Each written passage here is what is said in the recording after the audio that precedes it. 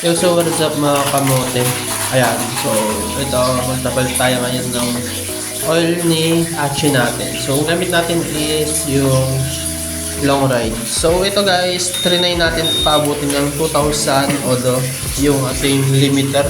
Ayan, so dapat guys, nasa 1.5 lang yung ating odo tuwing magpapalit ng oil.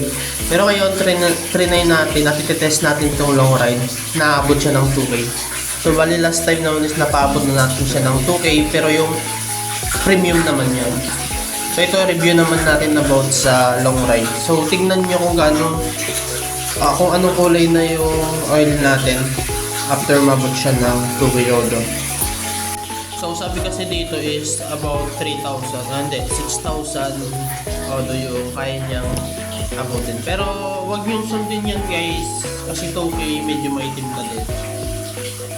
So, nag-ano lang naman ako, nag-long ride ako kasi matahimik sa makina ni Achi itong ating oil na gagamitin.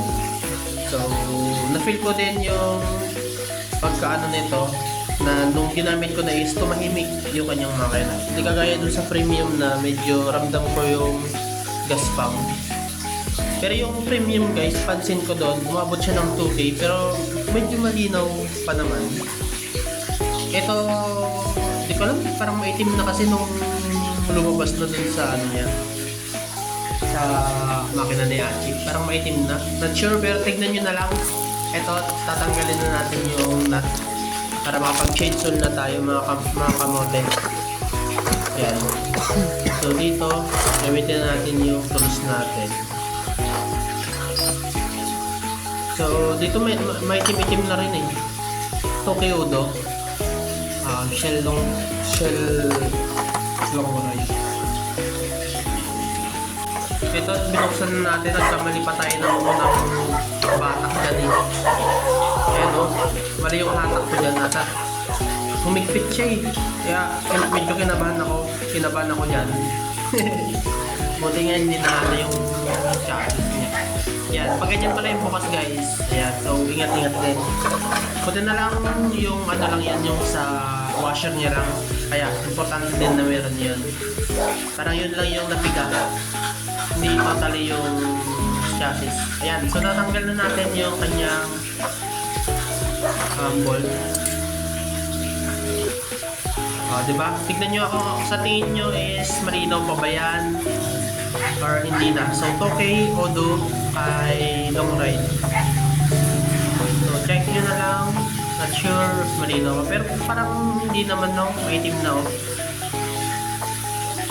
Maitim na rin. So, ayun nga, at least na-try natin yung Tokyodo. Yan yung review natin kay long ride.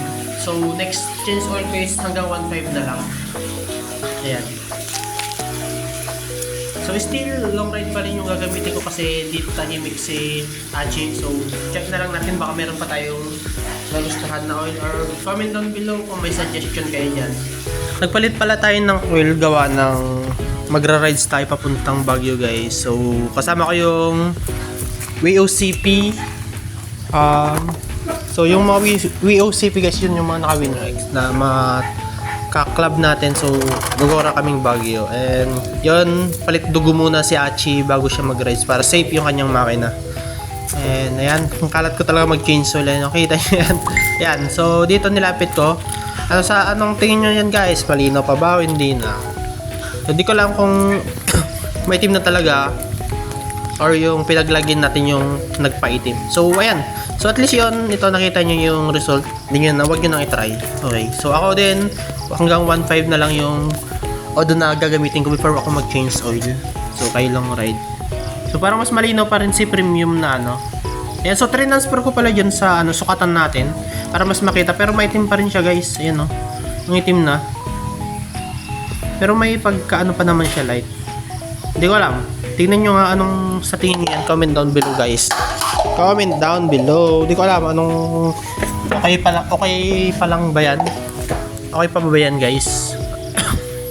Ayan. So nagpa-plan ako noon na iabot pa ng 3K ngay kasi nga 6K yung hanggang kaya ng oil pero wag na natin balakin. Goodbye.